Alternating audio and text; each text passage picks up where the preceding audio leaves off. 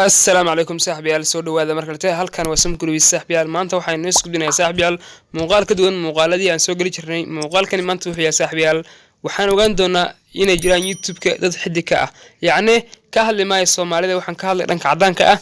dad inay jiraan YouTubero runtii aadan mareysanoonin yacni aadan mareysan karin inta ay channel YouTube ka gaareen runtii marka waxaan rabaa in aan halkaas ii soo dhigo maanta inaan in ka mid ah taasoo ah ina yani idin noqoto ninka dhiirigelin inaad yani dadaashaan oo runtii yani fadhi badan yani aan waxba lagu keeni karin laakiin haddii aad dadaasho aad keeni karto intaan subscribe iyo in lamid ah marka saaxiibayaal marka waan soo gudboonaa insha Allah sida yani u kala horeeyaan baan u soo gudbin doonaa la socda